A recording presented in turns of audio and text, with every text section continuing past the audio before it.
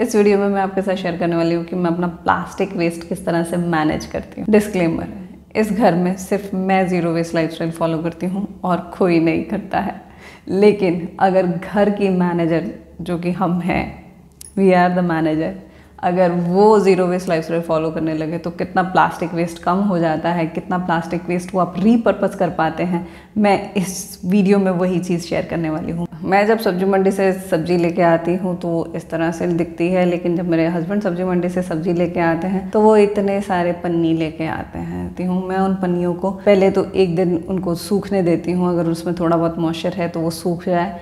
और दूसरा, अगर कुछ पन्नी गंदी भी हो गई हैं तो उनको कपड़े से साफ़ करके या फिर धो के इस तरह से सूखने में डाल देती हूँ। और उसके बाद फिर मैं उनको इस तरह से पैक करके बंद करके रख देती हूँ। अगली बार जब मैं मार्केट में जाती हूँ, सब्जी मंडी या कहीं पे भी, तो किसी भी सब्जी वाले को, किसी भी ठेले वाले को आप ये पन्नी दे दीजिए, वो खुशी खुशी से ले लेगा। तो इस तरह से वो पन्नी को मैं रीपर्पस ना करके उसको रिसाइकिल कर रही हूँ, उसको उसी प्रोसेस में दोबारा से लेके आ रही हूँ। हम लोग बाहर से बहुत सारी चीज़ें पैक करवा के लाते हैं, फूड आइटम्स वगैरह वगैरह वगैरह। तो उस केस में क्या करना चाहिए? उस केस में हमारे यहाँ पे पास में ही एक प्राइम बेकरी है। हमारे घर में सभी को उसकी चीज़ें बहुत ज़्यादा पसंद आती है, तो हमारे घर में अक्सर तो नहीं पर महीने में एक बार वहाँ से कुछ ना कुछ हम लेके आते हैं, समोसे या कुछ।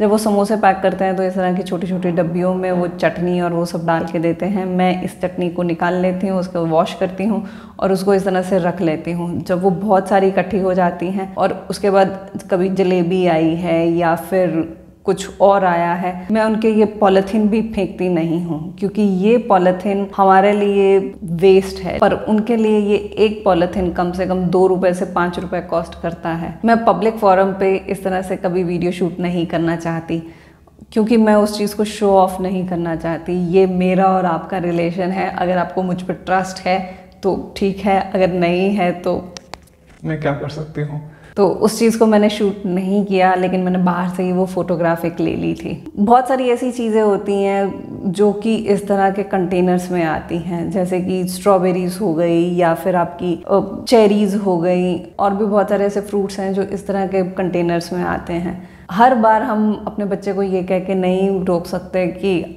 ये प्लास्टिक में है बेटा मत ले, पर जब वो छोटा सा चेहरा बनाता है तो फिर कुछ ना कुछ जुगाड़ तो करना ही पड़ता है। तो सिंपल सा जुगाड़ कि आप इन कंटेनर्स में चीज़ें खरीदिए। जब ये कंटेनर्स जब ये खाली हो जाएं तब इन्हें वॉश कीजिए और वापस उसी दुकानदार को दे आइए। वो सब्जी वाला, वो ठेले वाला इन कंटेनर्स को आराम से खुशी खुशी ले लेगा। हाँ, अभी मुझे थोड़ा सा प्रॉब्लम हुआ क्योंकि हर ठेले वाला वो नहीं लेता है। ये वही ठेले वाला लेगा जो स्ट्रॉबेरी या फिर चेरीज़ या फिर इस तरह की चीज़ें रखता है, वो उसके बिजनेस मॉडल में है, वो ही इन कंटेनर्स को लेना पसंद करेंगे, वरना वो नहीं लेंगे। प्लास्टिक बॉटल्स, इस तरह की जो बहुत सारी बॉटल्स निकलती हैं हमारे घरों से, वो वैसे ये बॉटल्स तो 2 आपने बहुत बार देखी होंगी। ये शैम्पू और कंडीशनर की बॉटल मेरे घर में 4 साल से घूम रही है, 4 भी नहीं 5 साल से घूम रही है, और मैंने इनको यूज़ नहीं किया है। तो मैंने इसको बहुत देर तक तो इसीलिए रखा हुआ था कि घर में अगर कोई गेस्ट आता है तो उसको शैम्पू चाहिए होता है तो वो ये शैम्पू यूज़ कर सकता है।